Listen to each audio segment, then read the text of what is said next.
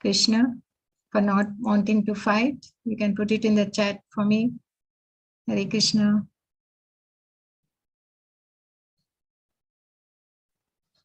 What was the reasons Arjuna gave for not wanting to fight? Okay, now we are through. YouTube is through. Okay, so we have come to chapter 2, summary of Gita Saramsha. So this is the summary we are going to give. So before we start, let us pay our obeisance to Sri Radha Govinda. Mangalacharana. Om Ajnanatimirandasya Nanakashalakaya Chakshurmitam Ena Tasmai Shri Gurave Namaha. Sri Chaitanya Manobishtam Stapitam Ena Bhutale Swayam Rupa Kadamayyam Dadati Swapadantikam Vandeham Sri Guru Sri Yutapada Kamalam Sri Guru Vaishnavscha Sri Rupam Sagarajatam Sahagana Raghunath Ventam Tam Sa Jivam Sadvaitam Savadutam Parijana Sahitam Krishna Chaitanya Devam Sri Radha Krishna Padan Sahagana Dalita Sri Vishakana Vittamscha He Krishna Karuna Sindho Dino Bandho Jagatpate Gopesha Gopika Kanta Radha Kanta Namostute Tapta Kanchana Gaurangi Radhe Vrindavaneshwari Vrishabhanusute Devi Pranamami Hari Priye Namo Vishnu Padaya Krishna Prasthaya Bhutale Swami Iti Namne Namaste Saraswate Deve Gauravani Pracharine Nirvishesha Shunyavadi Paschatesha Tarine Jayo Shri Krishna Chaitanya Prabhu Nityananda Shri Advaita Gadadhara Shri Vasadi Gaura Bhakta Vrinda Hare Krishna Krishna Krishna Hare Hare Hare Rama, Rama Rama, Hare Hare. I think the chat is not working. Hare Krishna.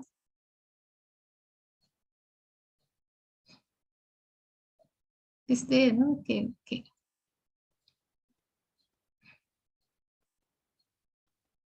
Anyway, that's okay. So, what were the reasons Arjuna gave for not wanting to fight? Was compassion. He was compassionate to his kinsmen. And he says there was no enjoyment if he kills all his relatives and friends. And he said it was also sinful to kill them. And the family traditions will be lost. And finally, he was not decided. He was indecisive. So what was the thing is, he was asked to fight with his own guru and grandfather, isn't it? As anybody in history has made sacrifice like that. I mean, are there instances like that in the history where they have to fight their own group? We can see in scriptures that there have been quite a lot of instances. Like, we have father son, no? That is Prahlad was not wanting to, or he was just opposite to his father, Hiranyakashipu.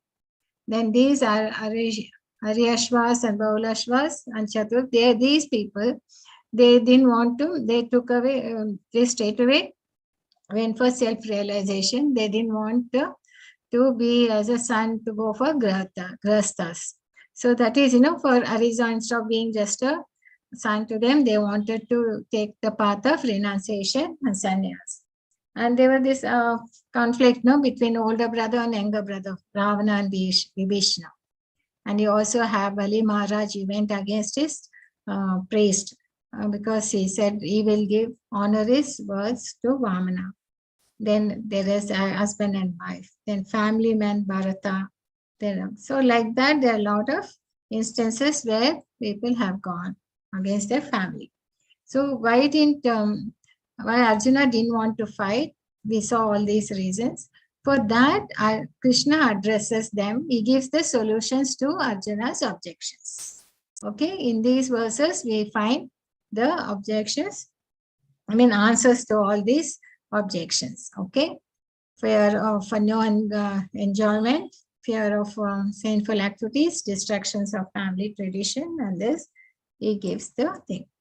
So, for compassion, what he does is he gives him the jnana, he gives the because it was most of emotional thing, no? It was something to do with with the friends and the Kula Dharma. That was the like ethics.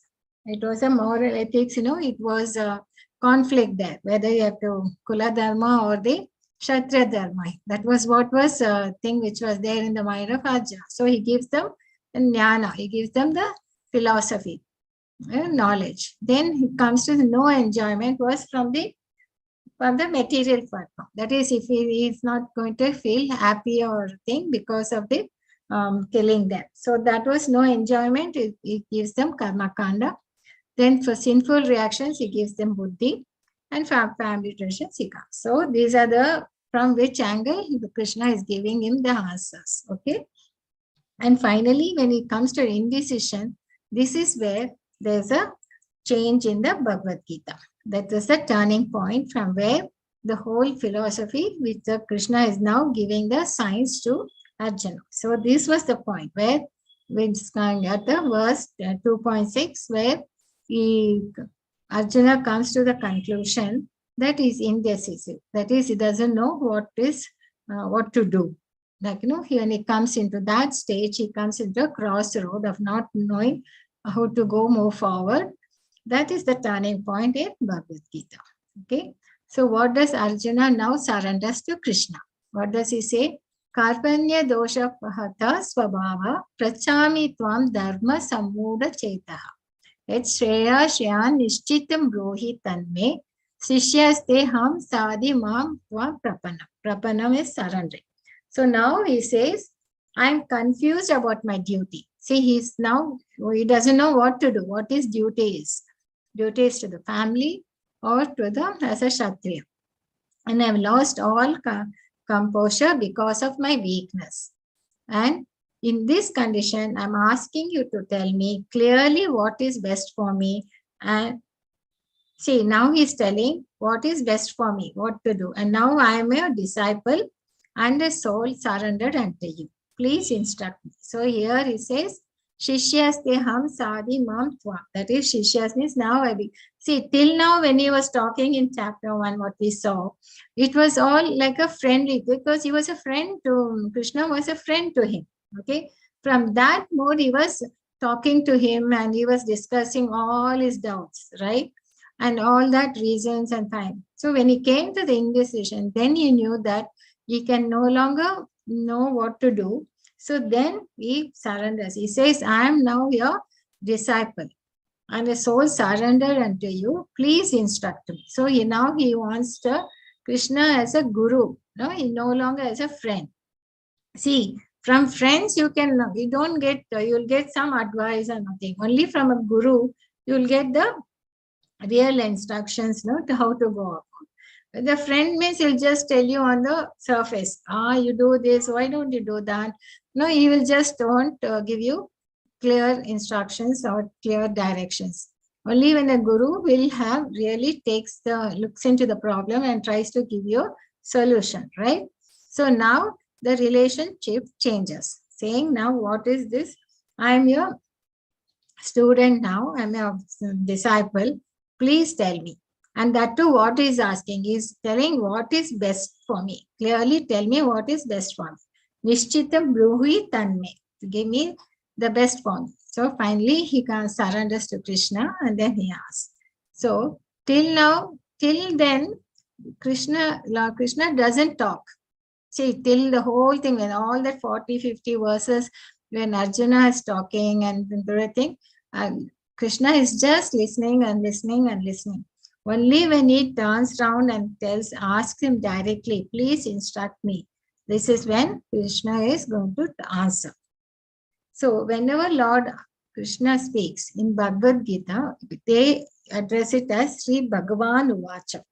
Whereas when Arjuna is speaking or Sanjay is speaking, it says Arjuna Watcher or Sanjay Watcher, Dhritarashtra Watcher.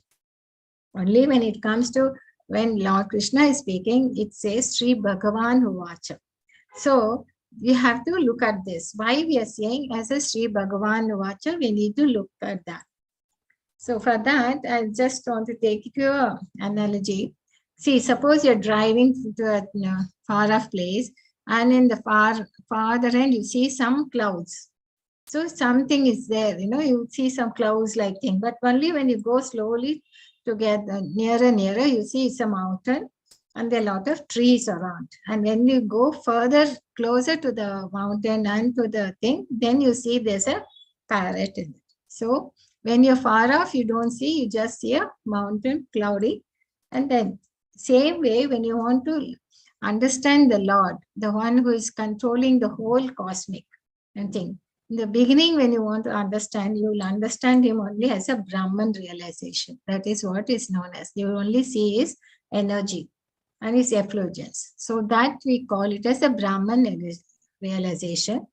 And then when you go still further in, then you slowly realize he's a Paramatma who is inside everyone. And then third, the final thing is when he starts learning more and more about the Lord, that's when he comes to the realization of Bhagwan, who has got all the 6 opulences. It's something like this. Suppose you want to, when you look up and you see a lot of sunshine around, then you see then you know that there's a sun over there. But only when you look up and you start looking at more closely, you see it looks like a sun disk. So that first time when you look at it and understand there's a sun, is a sunshine. That's the first level of understanding about the sun. Then when you look at it, is a sun disk. But again, when you learn more and more, then you realize it's a planet.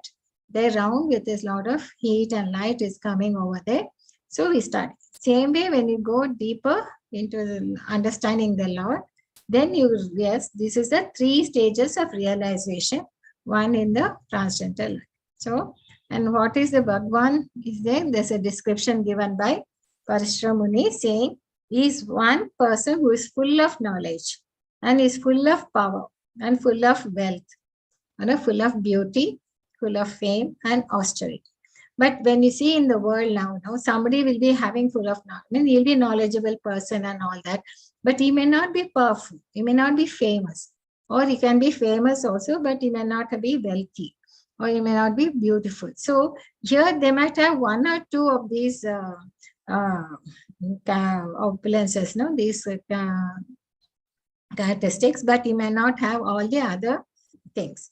So whereas the Lord which we describe, he's one who has all these things in full. So that's the description of Bhagavan. So with this understanding of Krishna, let us enter to what he's saying. So these are the 3 aspects of absolute truth. And the student, when it is easy to understand him as a Brahman realization, Paramatma realization, and then Bhagavan realization. So now Arjuna's question 1, what was it? That yes, he was very compassionate. He didn't want to fight. So Krishna says, Dehino asmin yata dehe kaumaram yauvanam jara tata dehantra prapti dhiras tatra na mohati. So what does it mean? As the embodied soul continually passes in this body from boyhood to youth and to old age, the soul similarly passes into another body at death. The self-realized soul is not bewildered by such a change. So now he's giving him the concept of the soul, that is Atma. Okay, actually we are the Atma and the body is just an outer covering. And with that outer covering, we are existing in this world. But this body which we have, as a baby, when you have one body. Then as you grow, the body changes, isn't it? To a small child of 2 years. Then again, it starts walking around, so it grows. And then it grows to a boy, then it becomes a youth, and then it goes to the man. And then for some time it stays, and they will have some children and all that. Then they grow. Then their body starts decaying. Then it becomes very old. And then you live as a death. So there's a birth stage. So you go from boyhood to youth to old age, and then you finally, after death, then it takes to another body at death. So this is the philosophy which Arjuna is giving an answer to Arjuna, saying you are not killing the body, only the body is making, but you cannot kill the soul. Soul is eternal and it's just moving, and the body is only changing. And once the body is not no more useful, no more thing, then it leaves that body and goes to another body. And how it goes from one body to another is all by law of. So that he explains. And then he says, this soul which we have, this is the Atma which is there with us. We have the Atma, and the identity is that it doesn't, it's eternal. And it doesn't, there's no way you can, that means there's no birth or death or anything for the soul. So only thing is, it only takes a different coverings, and it has, and how do we know how the soul is there? It's by the consciousness. See, we are consciousness. No? See, if you look at a person who has passed away, what do we say? Oh, he is no, the lie is no more. Who is no more? The soul. Because the body is there, no? With all the heart and all the parts are there. But why did we say is no more? Because there's no life in it. So there's no consciousness, isn't it? So the symptom, the being consciousness itself, that shows the existence of the soul. Okay, so that is the thing which we need to understand. So he's telling you are not killing anybody. You're only, the body is the only thing which thing, and you cannot kill them because there is only the body which is changing. So can the soul be destroyed? It cannot be destroyed because now he says in verse from answer 11th, Nainam chindanti shastrani, Nainam dahati pavaka, na chainam kledanti apo, na shoshati maruta. What does it mean? The soul can never be cut into pieces by any weapon, nor can be burned by fire, nor moistened by water, nor withered by the wind. So he explains clearly. See, from 11 to 30, about 20 verses, no, he is explaining, Krishna is giving the full Atma Tattva. He's saying about the soul, how it can never be cut to pieces by any weapon. So whatever weapons Arjuna has, he cannot do anything on it. It is only the body which is getting cut or thing, and the soul will be there, and it keeps moving, and it will take up another body depending on his karma. So, and nor it can be burned by fire, nor by water, nor withered by the wind. So nothing can happen. The soul cannot be destroyed. So why are you bothered about it? You are not killing your relatives. Today, in this birth, they are your relatives.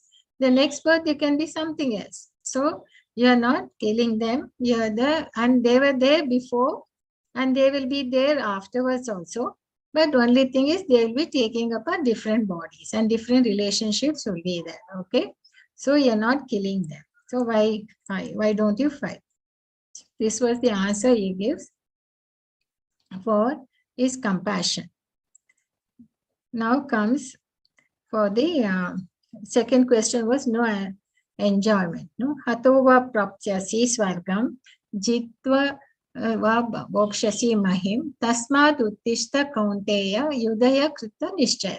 O son of Kunti, either you will be killed on the battlefield and attain the heavenly planets, or you will conquer and enjoy the earthly kingdom. Therefore, you get up and fight with determination. So now he is telling about the enjoyment. Now he is talking about his dharma. See, he is a Kshatriya. So what is his, as per the Vedic injunctions, his dharma is to fight for the religious cause. If there's, so if there's an, and normally, the Kshatriyas would like to be happy to have a battle, so that in the battle they can, if they die in the battle, they will surely go to the heavenly thing. So they will be wanting, have an opportunity to fight, they wait. So here he says, if you be killed in the battlefield, you'll attain the heavenly planets because you're a religious person. Or if you conquer, you'll enjoy the earthly kingdom. So why bother? You will, everything is not it's a win-win situation for you. So you get up and fight with determination. So this is what he's telling. You fight with determination, you will get heavenly plan thing, or you will be enjoying in the thing. So you bother. And otherwise, what happens? He is a Kshatriya, isn't it? That is his dharma. That is his duty to do it. And he is in this world, and he has come as, and he's been trained as a Kshatriya. So it is duty, he is to that. So he says, why bother about your result? Both ways you are going to win. And then he says, continues to say, Aveshchi vadamscha bahun vadishyanti tavahitaha nindasta tava samatyam tato dukkhatram naki. Your enemies will describe you in many unkind words and scorn your ability. What could be more painful for you? See, he's a Kshatriya and he doesn't like anyone dishonoring or accusing him or insulting him. So, unkind words he doesn't like. And they will think that if you don't fight, that you're become covered and you feel thing and you run away from the battlefield for that. So, they will have a lot of unkind words you will hear from the enemies. So, that will be more painful than putting your thing. So you get up and fight. So he's giving addressing for no enjoyment. Then when it comes to for sinful, here we see Hanuman. No? When he went to Sri Lanka, he burned the whole city because he had gone as a messenger for Lord Rama, and they had put fire to his tail. So that time he goes and burns the entire city. See, actually burning a house of something is a sin, isn't one of the aggressors, as told you know in the last yesterday. But here he's doing it for the Lord. He's fighting for the Lord. So, and he had gone as a messenger for the Lord, no? So it was right and it is not a sin. So same thing he's now telling, when you work for the religious cause, you don't bother about the result, whether they are going to win or going to lose, or whether you're going to be happy or unhappy. All you have to do is you're doing the thing for the Lord. So when you're doing the activity for the Lord, there is no reaction to it. So you're not bound further by that things. By this, you don't, no sinful reactions will come. So this is what his answers, and he says in this endeavor there is no loss or diminution, and a little advancement on this path can protect one from the most dangerous type of fear. So this swalpa api asya dharmasya trayata mahato bhaya. So this verse is very important. We should keep remembering this, because here when we are in this world, you know, and then we would have taken to had education, then you got married, then you got settled, then you'd have some children, then later you would you might have some disease and then you die. Okay. So, but whatever you have earned here, whatever your education you have got, and whatever the wealth, your assets you have taken, achieved here, but once you die and again you take birth, then all that is lost, isn't it? All that material things which you have achieved here will be lost. But any advancement you have made in the spiritual path, that Krishna says there is no loss or diminution, because that gets added to your credit. It keeps cumulative. If you have done 10% progress here, in the next birth, it will start. You start not from 0, but you start from 10%. Then you can go to. So this is what is very important to remember. So anything, all our, when we do the cycle of birth and death, if you keep going and going and going, the advancement you make in the spiritual life gets added up, and that will never be lost. So that can never be diminution. So a little advancement can protect one from the most dangerous type of fear. Fear is that you will lose. So, but in the material, whatever is the material achievement you have got, that will be lost when you take another birth. So this is what he says. There won't be any sinful reactions when you do for the Lord. Now comes to the traditions. So Yavanatta Udapane Sarvata Samplutta Udake Tavan Sarveshu Vedeshu Brahmanasya Vijnanatha. All purposes served by a small well can at once be served by a great reserve water. Similarly, all the purposes of the Vedas can be served one who knows the purpose. So here what he clearly says is that you know the tradition. So now the kingdom would come if they win, the Yudhishthira will be the king. Okay, and he is a very pious and he knows how to keep up the traditions. So you will be a role model for them to teach the children and the women and all that, protect them and put them on the path. So the traditions won't be lost. because you will be the ones who are going to rule the kingdom and you will be carrying on the traditions. So that's what he says. And then he was indecisive, no? He doesn't know what to do. Now he talks about how to be firmly determined. So with all these reasons which he gave for fighting, so he says here clearly, those who are on this path, that is whatever he has talked about, are resolute in purpose. That means they are firm in this for this work. Their aim is one. O beloved child of the Kurus, the intelligence of those who are irresolute is many branched. So, Vaivaskutika buddhir eka kuru nandana bahu sakahi anasacha buddhayo avyavasayana. That is, you should be firm on this path and resolute, and then you will, and don't get distracted. But if you are not firm in this, then you will be pulled into many directions and you will always be confused. So here we see, this is, who is this? This is Arjuna, who they, when Dronacharya gives them test, So then all the Pandavas, Gurus and all were there, and they were supposed to shoot at a parrot which was put on a tree and shoot at the eye. So each one will come and try. So Dronacharya will ask Yudhishthira, what are you seeing? Then he will say, I'm seeing the tree and the thing, and he'll describe the scene. Then he says, okay, go, don't shoot. Then he'll ask Bhima. Bhima will be saying, I see a tree, there are a lot of fruits and that thing.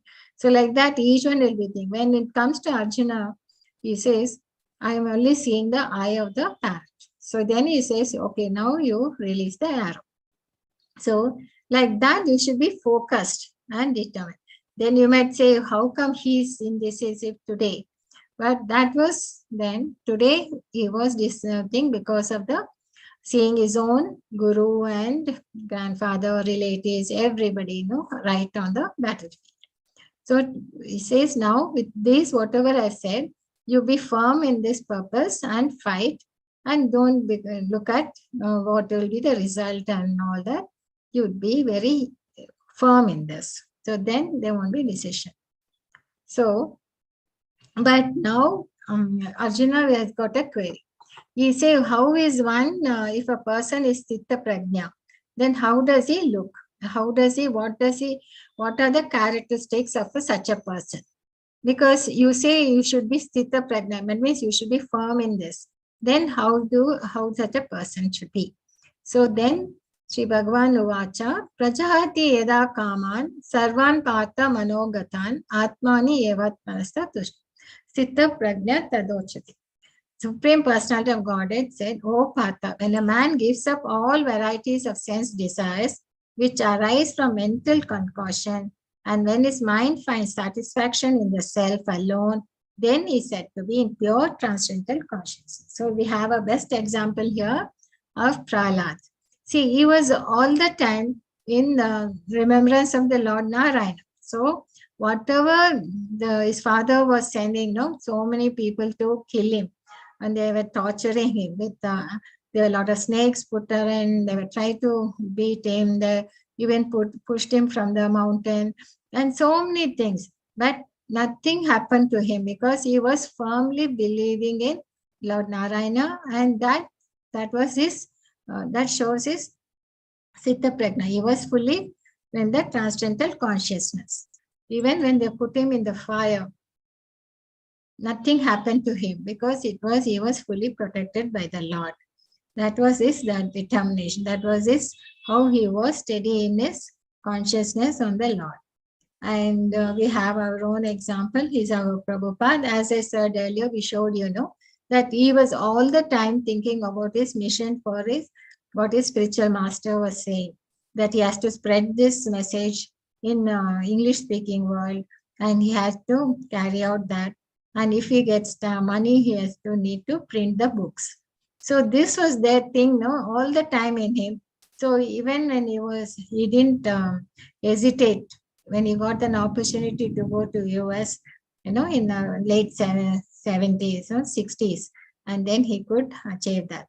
So this is the way Chitta Prajna people are, who are they give up all their varieties of sense desire and no mental concoction, and he is satisfied in himself. Then he is supposed to be pure transcendental consciousness.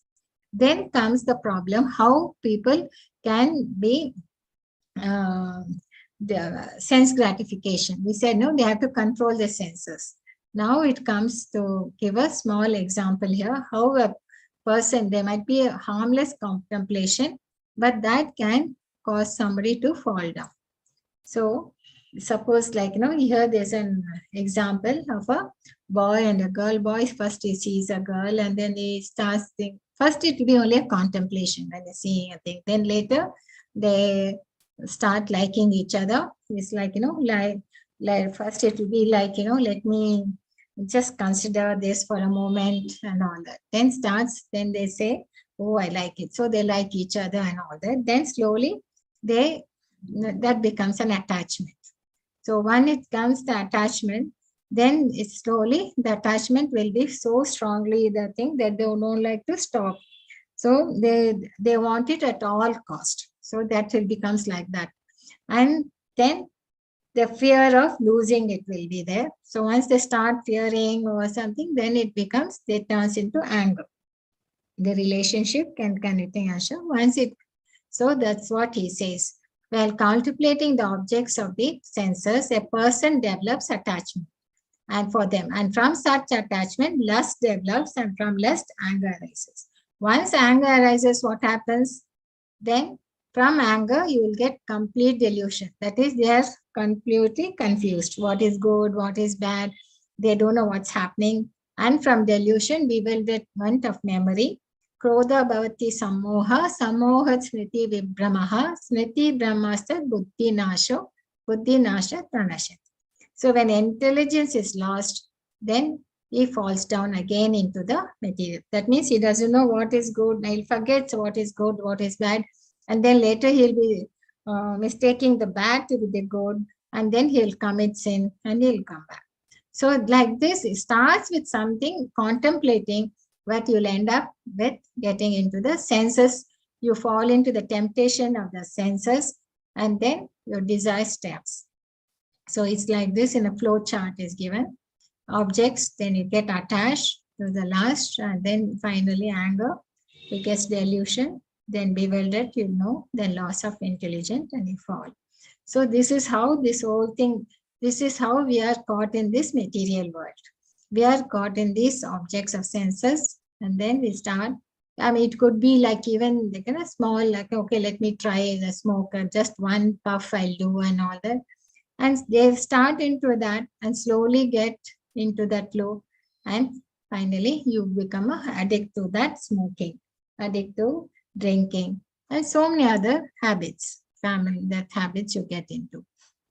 And later, when they become so much addicted to it, they can't come out of the addiction. So there, they lose their anger and the memory. All this happens. And that we can see even in our world, day-to-day life also, we can see that. So it's best not to, from the beginning stage itself, why contemplate itself?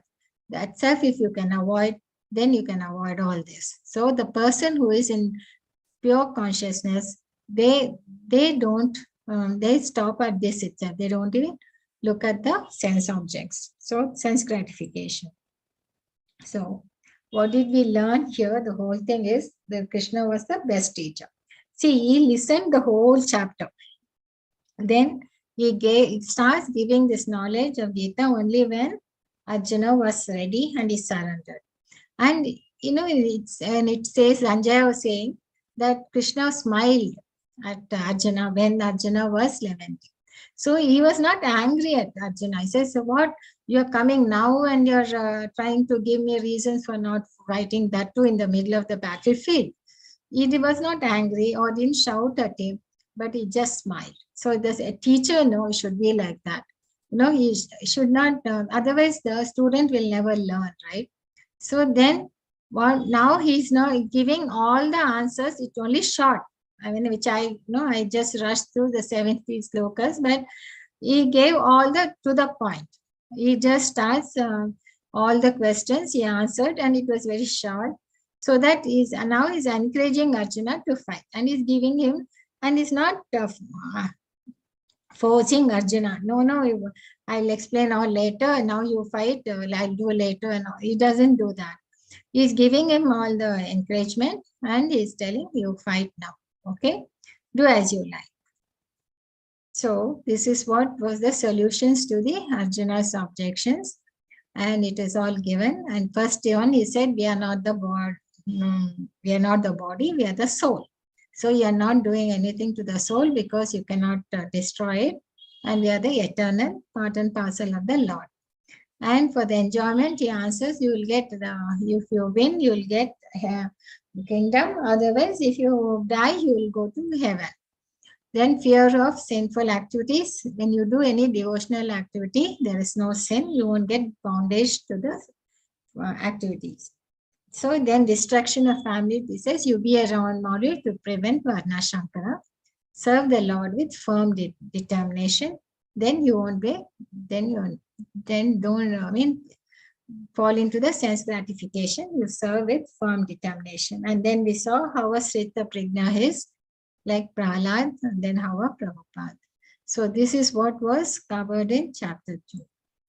You might ask, what is our reflection? From here, what we learned is, who are we? That's a basic thing which we learned in Bhagavad Gita starting. Who are we? Are we attaching to this body? And the transmigration of the soul from one body to the other.